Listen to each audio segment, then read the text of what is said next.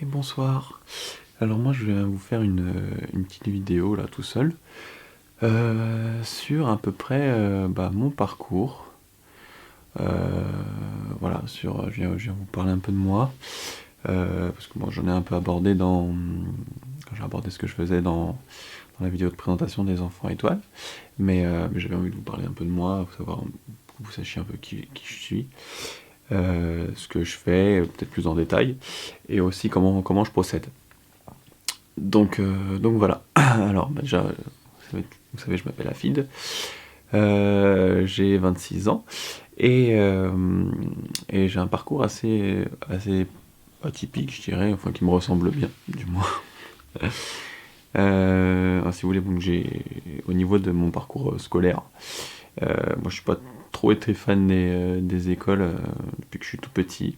Donc dès que j'ai eu mon diplôme, donc mon bac, j'ai fait un bac ARCU, donc tout ce qui est dans la relation client, euh, tout ce qui concerne, c'est une branche particulière un peu du commerce, mais c'est surtout en fait la relation au client lui-même, donc c'est tout ce qui va être événementiel, tout ce qui va toucher voilà, à recevoir le client. Donc après mon bac, je me suis lancé à la fac, mais bon, c'était pas trop mon truc, c'était beaucoup trop théorique, et moi j'aime vraiment pas trop la théorie, je préfère la pratique. Donc j'ai commencé une année de licence en cinéma et théâtre à la fac, donc à la Sorbonne Nouvelle à Paris. Et en fait, ça me plaisait pas, j'ai arrêté au bout de 6 mois, j'ai fait qu'un semestre en fait. Ensuite, j'ai pris une année sabbatique pour moi, et je suis parti dans l'idée de savoir ce que je voulais, parce que là en fait on arrive à un stade où on te demande de trouver un travail, de trouver ta vocation, ce que tu veux et tout. Bon, après moi je me suis jamais retrouvé là-dedans. Euh, et donc du coup voilà, j'ai commencé à m'intéresser au développement personnel, du coup parce que je me cherchais en fait, je voulais savoir ce que j'aimais, ce que je voulais faire dans la vie, etc. Et du coup, voilà, c'est la première chose par laquelle je suis rentré. En fait, j'ai commencé à aller à des salons à Paris de développement personnel, tout ce qui est un peu mystique aussi, du coup. Et j'ai commencé par rentrer dans dans la médiumnité, du coup, directement par le tarot. Donc j'ai commencé à tirer le tarot de Marseille à la base. Et petit à petit, en fait, j'ai vu que ça me plaisait, mais en même temps, c'était pas trop mon truc. De faire que ça, de la divination, en fait, c'était pas trop ça. Du coup, après, je suis parti vers la branche thérapeutique, donc j'ai fait de la lithothérapie pendant pas mal d'années, ça m'a suivi pendant plus de 3 ans, où j'ai appris avec les pierres, où j'ai testé les effets des pierres sur moi, en ouvrant des livres, etc., sur ma famille aussi. Euh, voilà, et après j'ai laissé tomber les livres pour en fait finalement pour essayer de pas en fait d'avoir d'effet placebo, et donc juste essayer les pierres en fait et voir ce qu'elles représentaient enfin ce qu'elles avaient comme effet curatif sur le corps, etc. Que ce soit émotionnel, physique ou sur les plans spirituels. Euh, voilà, donc voilà, je faisais tous ces tests là, et ça m'a vraiment vraiment ouvert aux énergies du coup, et donc j'ai commencé à ressentir l'énergie des pierres. Et du coup, je me suis naturellement dirigé vers l'auto-guérison. Alors tout ça, ça s'est fait en une année.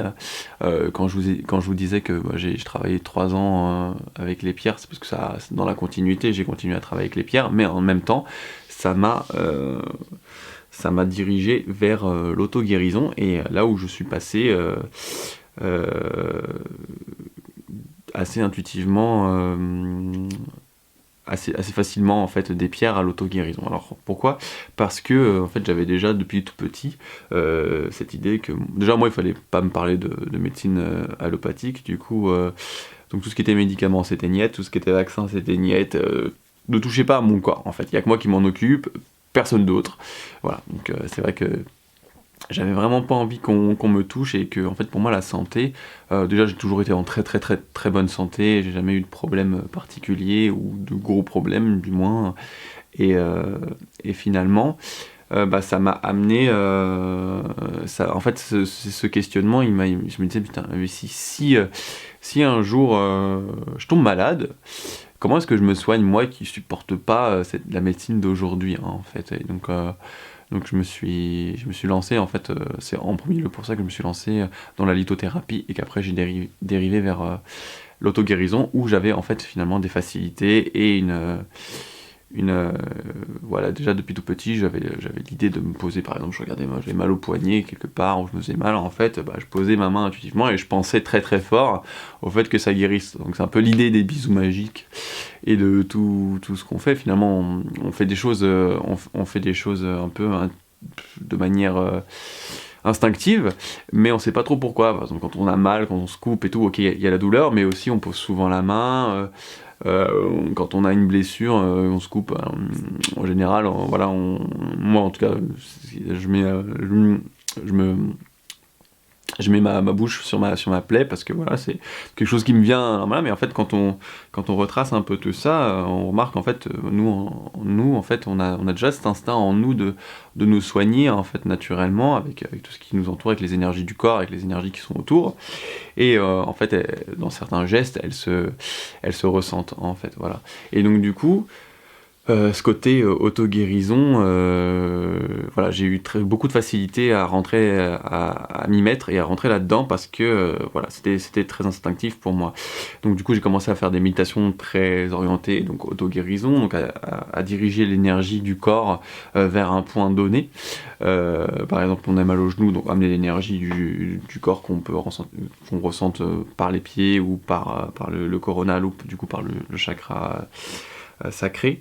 Non, pardon, le chakra de la survie, du coup, le premier chakra. Euh, et bah voilà, amener toutes ces énergies-là, en fait, à des points donnés dans le corps. Et tout ça, en fait, bah, je l'ai travaillé régulièrement. J'ai fait des expériences assez incroyables sur la guérison du corps, sur des mots particuliers, notamment des pertes d'audition ou des trucs comme ça, parce que bah, j'ai aussi pas mal fait de la musique, et quand j'allais en studio, je me protégeais pas forcément les oreilles, donc j'avais développé une gêne auditive et du coup que je me suis guéri en fait à force de travailler là-dessus avec voilà, la volonté de l'esprit et de l'énergie qui passe dans le corps. Alors moi je suis adepte que de ça, tout le monde peut le faire, en fait tout le monde peut développer, tout le monde a ces capacités là. Après c'est vrai que je pense que l'humain a un peu perdu ces connaissances là. Donc c'est aussi une partie de mon travail, donc aussi j'initie un peu à tout ça, donc pour ceux que ça intéresse au cas où, voilà, j'initie à l'auto-guérison et au ressenti des énergies ambiantes et internes. Voilà. Donc il faut savoir qu'il y a plein de formes d'énergie, donc bon voilà, si jamais ça vous intéresse, on en parlera plus longuement, mais bon voilà, je vous fais un petit topo. Donc voilà, donc je me suis lancé là-dedans. Ensuite, ça s'en est suivi une année où, voilà, où je me découvrais en même temps, par la même occasion, je découvrais tout ça et je me découvrais moi aussi au travers de tout ça. En même temps, voilà, je me suis jamais senti vraiment très à l'aise dans cette société. Donc il y avait plein de choses qui pour moi n'allaient pas et plein de choses qui me dérangeaient profondément, avec lesquelles qui n'allaient pas avec mes valeurs en fait. Pour moi, c'était l'amour et rien d'autre en fait, et que ça devait passer avant tout. Et voilà, l'idée d'être libre en fait avec soi, libre avec le monde qui nous entoure. Et je remarquais bien que c'était pas forcément le but principal de cette société, et qui a été peut-être un peu dirigée vers des profits peut-être un peu plus voilà, plus matériels en fait. Du coup voilà, donc moi me sentant pas forcément à l'aise avec tout ça, j'ai décidé au bout d'un moment de partir en voyage pendant 6 mois. J'ai fait le tour de la France à pied et en stop, au travers, parce que c'était dans l'idée de me découvrir pleinement. Et s'en est suivi des rencontres étonnantes, des événements surprenants, donc des synchronicités, des signes, etc. Et voilà, mon voyage a été vraiment bénéfique pour ma découverte personnelle. Je me suis du coup découvert l'âme d'un thérapeute en fait à travers ce voyage. Donc aujourd'hui, bah, on le tag sous les vidéos, mais on est à Aix-en-Provence, hein.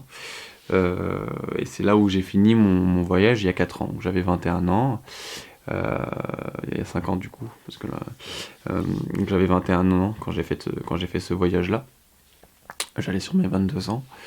Et voilà, il m'est arrivé tout un tas tout un tas de choses, notamment des choses qui sortent énormément de l'ordinaire, des initiations donc, pendant que je dormais, par des êtres qui sont au-dessus, etc.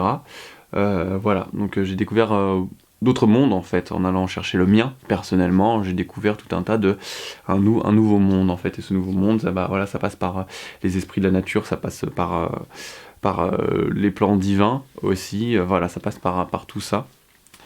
Et donc mon travail est du coup en relation avec tout ça aussi. Il fait partie intégrante de moi, donc forcément je donne également de ce que je suis dans tout ça. Euh, voilà. Et donc du coup, voilà. Donc, je tenais simplement à vous partager un peu ce parcours-là. Si jamais vous voulez des précisions encore plus, si ça vous intéresse pas, voilà, n'hésitez pas à envoyer un message, un mail, à m'appeler. Et je serais ravi d'en discuter parce que voilà, je suis toujours ouvert au partage, à rencontrer de nouvelles personnes, à échanger des expériences. Voilà, moi en fait, je suis quelqu'un qui croit en tout et qui ne met pas de limite à ses croyances. En fait, pour moi, tout est possible.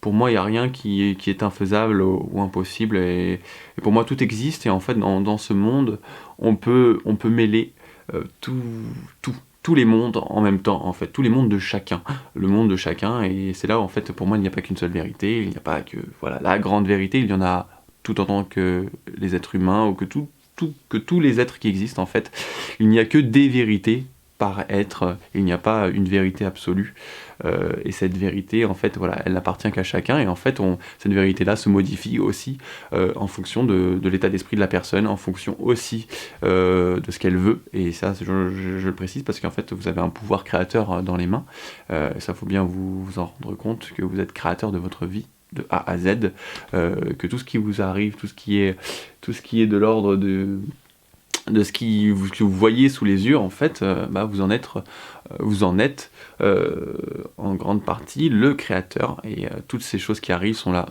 soit pour vous faire évoluer, soit pour vous apporter de nouvelles choses, etc., un nouveau regard sur les choses. Voilà, que les bonnes comme les mauvaises, et pour moi, voilà, j'ai arrêté en fait de mettre des choses bonnes et mauvaises sur les choses, parce que pour moi, c'est qu'une vision où on se place.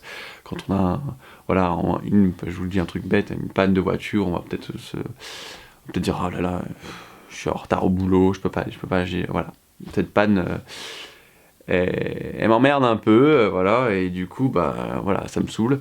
Et ben en fait, quand on regarde les choses autrement, on peut se dire peut-être qu'en fait cette panne, elle est pas là pour rien, hein. Peut-être que voilà, le boulot, peut-être qu'il fallait pas y aller aujourd'hui parce qu'on a peut-être évité quelque chose de pire, ou peut-être évité quelque chose, enfin voilà. En fait, on sait pas, les événements quand ils arrivent jamais pour rien, que ce soit n'importe quel événement de la vie. Et du coup, ils ont un sens. Tout a un sens, faut le savoir, tout a un sens dans cette vie, rien n'est hasard. Toutes les rencontres, tous les événements ont un sens, et ces sens-là, en fait, ont un sens pour vous. Et vous le créez également par la même occasion. Alors ça, c'est ma vision des choses, bien sûr, vous le prenez comme vous le sentez. Moi, c'est comme ça que je vois les choses, c'est comme ça que je les vis, mais bien sûr, c'est ma vérité. Mais donc, du coup, je l'exprime comme ça. Donc, si ça vous parle pas, vous ne le prenez pas, bien évidemment. Et donc, voilà. Voilà pour ma vision de choses un peu. Voilà, je fais des grandes lignes parce que j'ai pas envie que la vidéo dure non plus des masses de temps. Du coup, voilà. Ensuite, je voulais aussi vous parler du fait que comment je tirais les cartes, en fait, parce que du coup, je vais souvent sûrement faire des tirages sur la chaîne.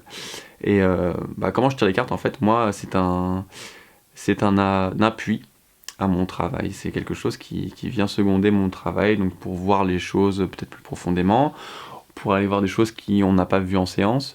Voilà, c'est tout un tas, c'est pour toujours dans l'idée d'accompagner mon travail, pour faire ressortir les choses, pour les manifester, pour pouvoir les voir, pour pouvoir ensuite les identifier et pouvoir les laisser partir, ou au contraire les mettre en avant si c'est des qualités, ou voilà, etc. Et si c'est des choses qui vous empêchent d'être vous, justement, savoir comment les laisser partir et de quelle manière, etc. Donc voilà, c'est un outil, les cartes. Donc voilà, donc en fait, je garde toujours cette dynamique-là pour les cartes. Quand je vais tirer les cartes, donc ça va toujours être dans l'idée d'aller voir ce qui nous empêche d'être nous, d'aller voir qu'est-ce qui met un frein à notre développement, voilà, qu'est-ce qui aujourd'hui sur quoi on peut travailler pour être la meilleure version de nous-mêmes.